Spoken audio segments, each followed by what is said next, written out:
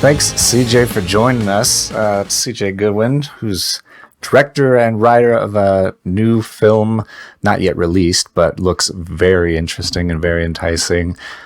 Sherlock Holmes, Mare of the Night. And first of all, the title is amazing.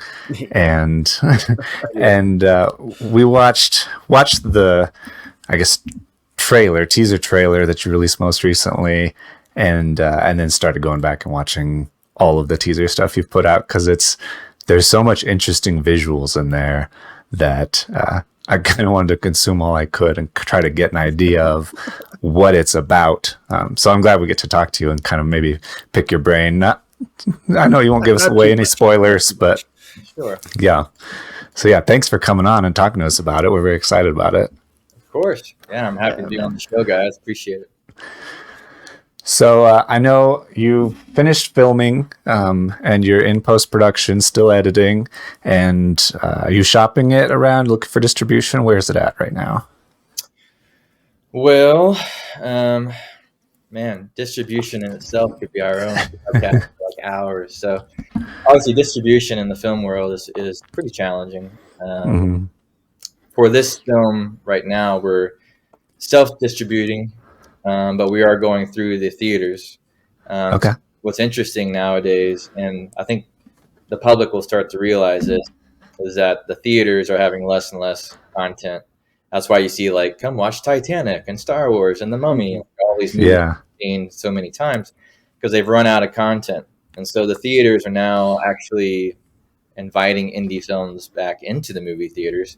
And so we've done like a 180 since the 90s, which is pretty awesome. And so we are actually hunting down theaters, and the goal is for me to go cross country of the U.S. to pretty much all the theaters that we can. And a lot of indie filmmakers have done this. There's been a lot of success doing that. There's one called it's either like Hundreds of Beavers or Thousands of Beavers. It's like a black and white slapstick comedy that came out, I want to say, in Wisconsin.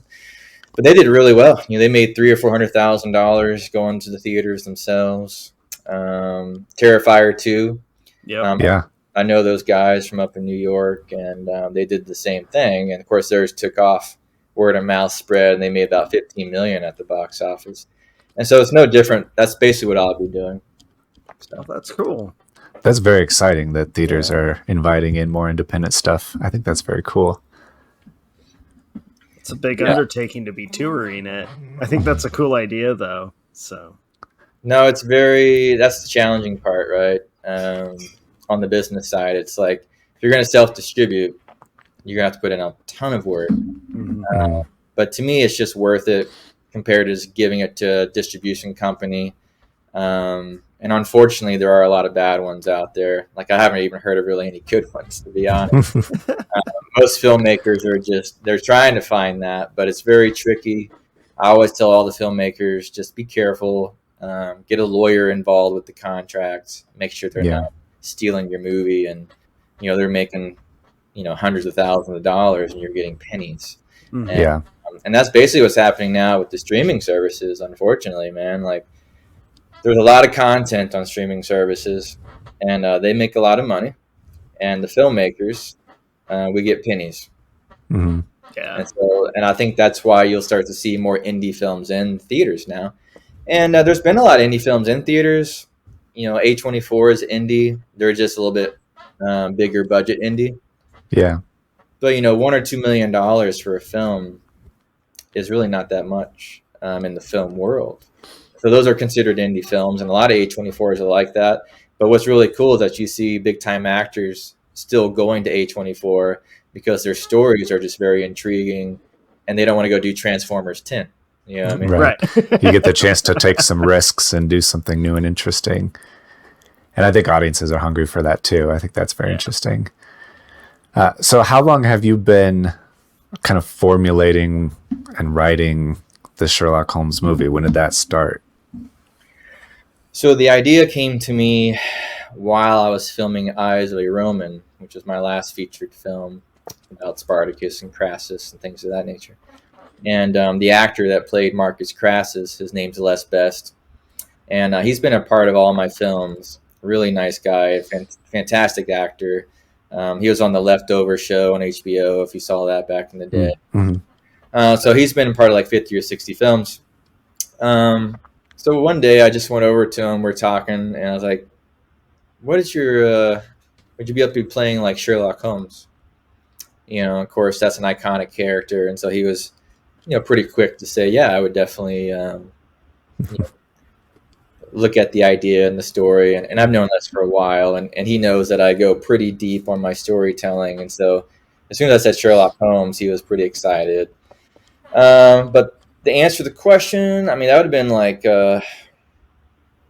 almost 4 years ago, I guess. Oh, wow. Once the idea kind of came in play. And then it took me about, I don't know, 3 or 4 months to write the first half of the film, which I did something very unique with this movie, which I normally don't do. But we filmed the first half of the movie April, May, and June, and we took July and August and September off. And then we came back and finished it in October and November. And so during those 3 months that we weren't filming, I basically wrote the rest of the film. Although I had like really big blocks and like points I wanted to connect the dots with, but it gave me a chance to go back and kind of fine tune some things, which everything has its pros and its cons, So I don't know if I'll ever do that again. Did you feel that kind of spacing it out like that kind of took a little momentum away, or were you able to get right back on track, kind of like you didn't lose the track or lose time? Yeah, so I got that same question on my last podcast, and we didn't. It was interesting. The people that are all in, obviously the leads and supporting actors, and then the main crew, which is maybe about 6 of us for the main crew. They're all in, and so having that break, I think, was actually just nice for them to go back to their normal lives and kind of regenerate some energy. Because making a featured film is no joke. It takes a lot of energy, time, dedication, sacrifice. Like 14, 15 days. You're driving home at 4 or 5 in the morning. It can be pretty brutal. And for a lot of people that come on, especially like first or second timers, like sometimes you get people like, well, I've done like 2 or 3 short films. I'm like, that's cool, man. But features are just so much more brutal. Like short film, you're talking 1 or 2 weekends normally. Feature film, you're talking 6 months. It's a little bit more of a time commitment and dedication. And to be honest, not everybody makes it. Some people drop off, and that's okay. I know that already kind of going in. But so as long as you have that strong inner circle, you can continue to bring people in if you need to. And that's kind of how it always has been with me in film anyways. But, the break was kind of nice, but I don't know if I'd do it again. It is a little more stress on me. I think everyone else had a good time because they got a break, but I didn't get a break, Yeah. So. Yeah, you're under the gun a little bit. Make sure it was done when you got back. So I know it's a little more pressure. Like, well, you better finish this thing and start writing. Yeah. But for some people, they do really well under pressure. They tend to focus more and kind of get things more accomplished. And I think I'm one of those people. And so I don't want to let anyone down, like, ever. And so it's like, you need to do this. But I also wanted to tell a really great story. And one of the benefits I have, I'll go back to Les, who played Sherlock. Since we've known each other for about 12 years, I'm able to talk with him and we bounce off ideas and like, what if we went this direction? What if we went this direction? And there's a lot. That's the fun part of creating. And there's moments where we're like, should we do this? Are we taking this too far? And then it's kind of like you get to the moment like, well, who cares? It's our film. You're never going to make everybody happy. It's split. There'll be 50% will really, I think, enjoy the film, and 50% will hate it, and they'll be like, "This is not my Sherlock Holmes. I don't like it." Yeah. But people say the same thing about Robert Downey Jr.'s version. They'll say the same, like, Titanic's the best movie ever made. And people are like, I hate that movie. Like, you just can't. It's always tell filmmakers, including myself, just make the movie that you want. Right. You're the one putting in 3 years of work, so go make the movie you want to see. So. Mhm. Yeah. It seems like the movies that are the most divisive are also the most, not divisive, I guess, more polarizing. That the people that dislike it means that the people that do like it will love it even more to kind of make up for it. And yeah, for sure. Was it at all intimidating to take on writing a Sherlock Holmes story or mystery? Because as the greatest detective the world has ever known, I can't imagine coming up with an idea and a complex mystery that is worthy of Sherlock, I guess. Yeah, there's obviously Sherlock's been done a ton, and going into it, it's kind of like, what can you create that you want to see that the audience hasn't seen yet? And the story I first originated from really didn't even have Sherlock in it. I just kind of came up with this really good story and this idea. And then I was like, well, somehow I think I was actually watching Robert Downey Jr.'s version. And I was like, well, Sherlock's a very interesting character. So I started doing some research and Arthur Conan Doyle. And, I read half of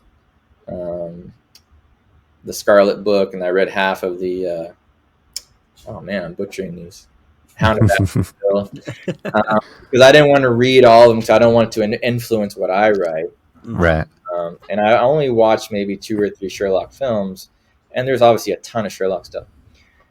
And so what I was finding is like, well, Arthur Conan Doyle, he wrote these books that had a lot of dark elements.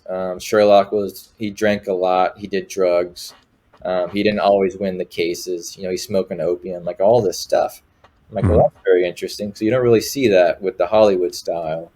And so I just started digging in deeper, like who Arthur Conan Doyle was, what was his beliefs in life, and all these things. And so that really started to intrigue me. And what I found is like they haven't really humanized Sherlock to the point where, what if Sherlock Holmes was actually a real person? And he was dealing with murderers and rapists and serial killers on a weekly basis for 50 years. Mm-hmm. What would that do to him and all the people that he cares about around him? And that is what drew me into the story, because you haven't really seen that. And so I'm like, well, that's going to be very dark.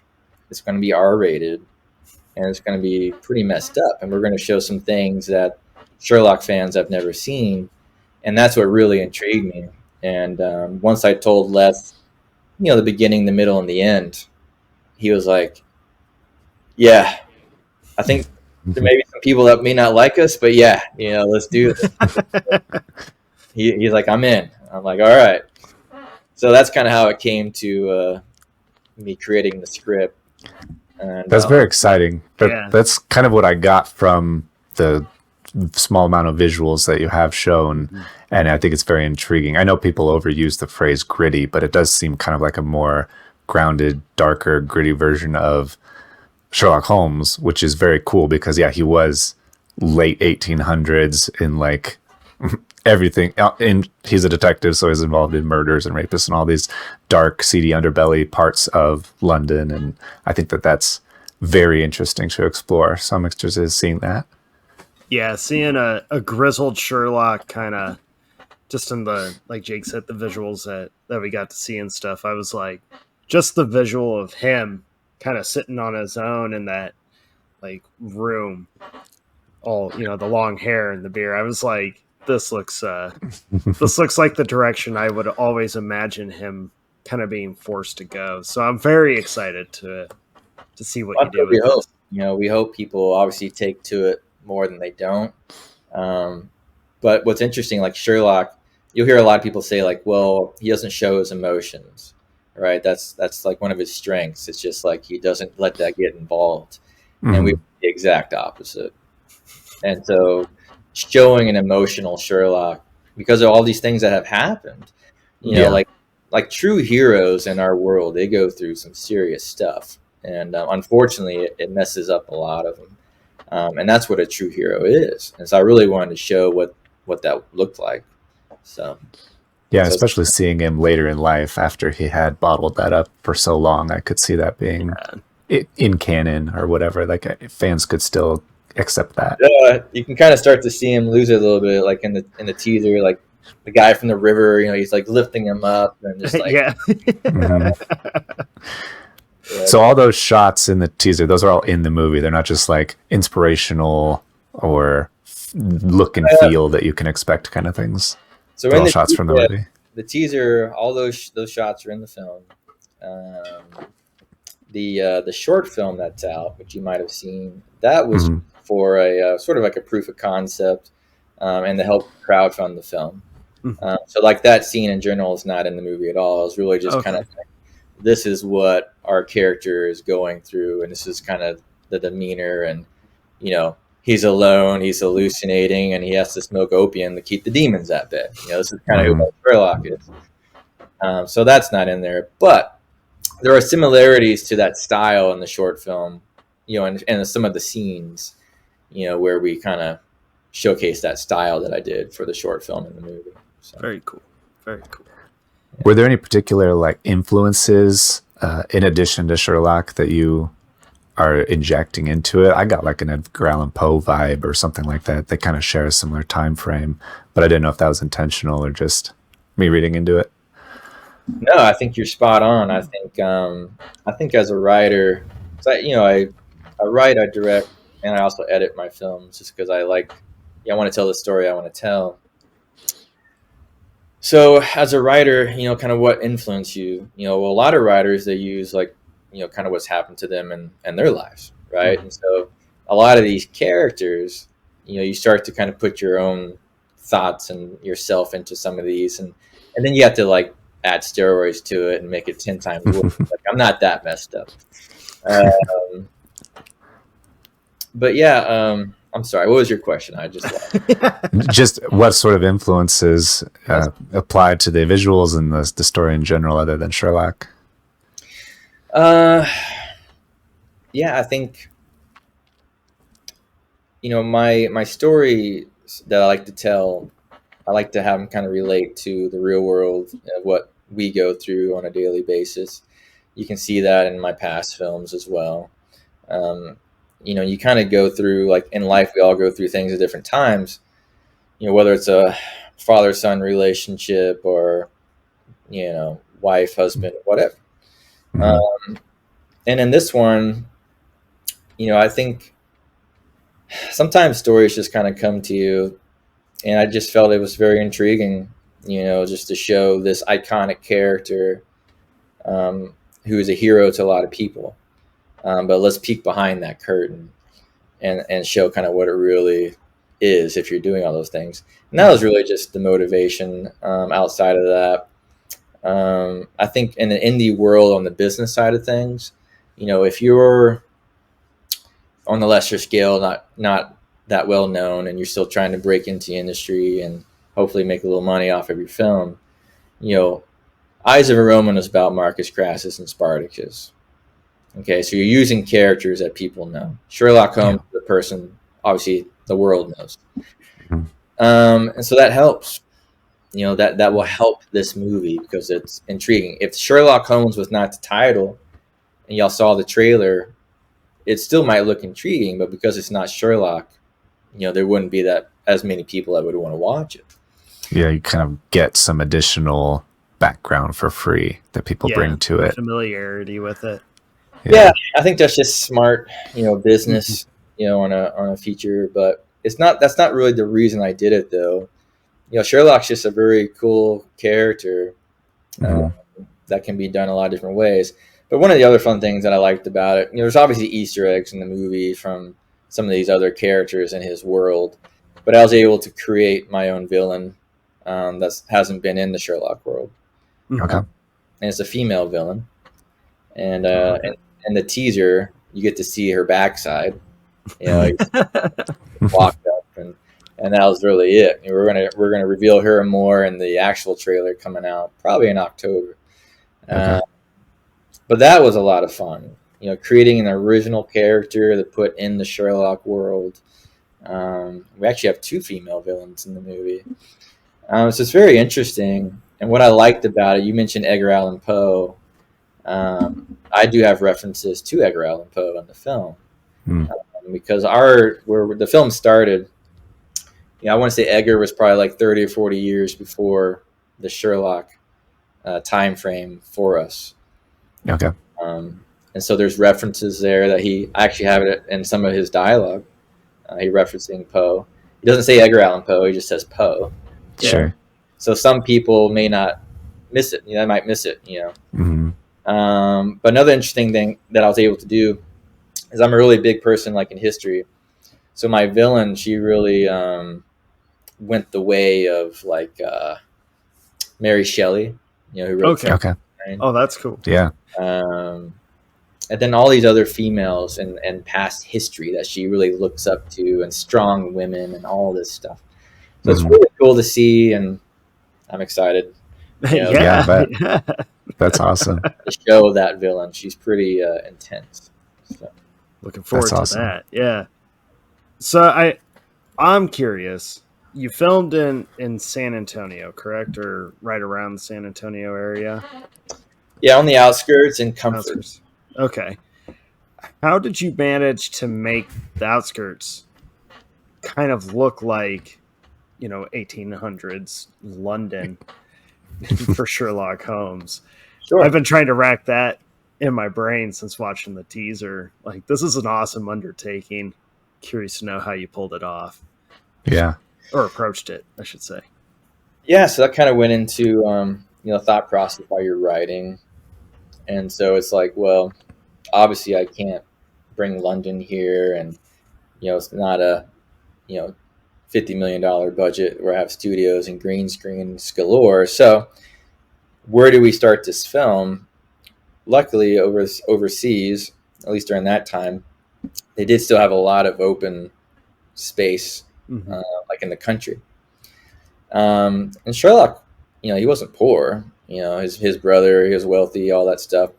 And so my mind was like, okay, well, either his parents or his brother or him just in general, he has a house, out in the countryside, and he got away from the city. So that's kind of where the film takes place a lot of. We do show a few back alley scenes, which you can kind of do anywhere. And then, but that's how we did it. Nice. You're not going to be in the streets of London like Robert's film was. Right. Ours is more country-esque because he wanted to get away from everything. So I like that approach. Yeah, and that's clever. That does fit the character of Sherlock. I mean, I've read the whole collection when I was younger, and I still have it with me. Sherlock's just always been a really cool character to me. Just introduced my daughter, to the character of Sherlock Holmes actually last week.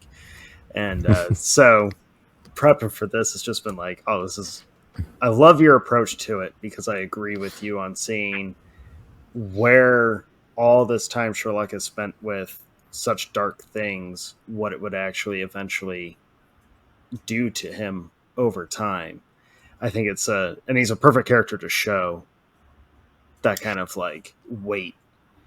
So, yeah, I think he would go into isolation, right? He's not going to hang out in the city and get bugged by all these people and cops and right. He's kind of a unique personality that wouldn't be super social or just retire amongst a bunch of people. Yeah, I mean, it's a real struggle for him. I think you'll find that right off the bat, I think, with our film. So very exciting. That's awesome. So I'm extremely looking forward to it. I'm very excited for whenever it comes out. Going to be following closely, of course, and I encourage everybody to go check out your pages and the Sherlock Holmes Mare the Night website. You have all of your, and YouTube and everything. You have all of your trailers on there. If anybody just watches that last teaser you put out, and if you watch that and don't enjoy the visuals, I would be very surprised, because it looks absolutely fantastic. Yeah, it looks like a blast. I'm very excited for it. Is there anything you want to plug, or anything that you want people to do, anything they can do to help support, get it shown near them, or anything like that? Yeah, I mean, they can just really just reach out to us. I'm on Facebook, Instagram.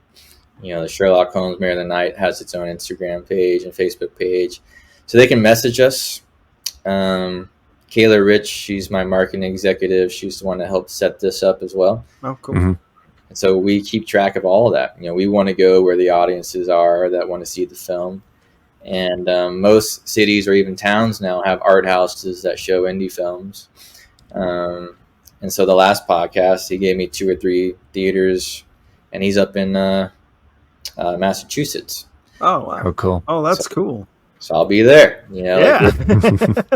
So obviously Austin, we'll show it in Austin as well. Yeah. And, Yeah. the best way just to kind of keep up and follow what's going on is just probably Instagram or my Facebook page.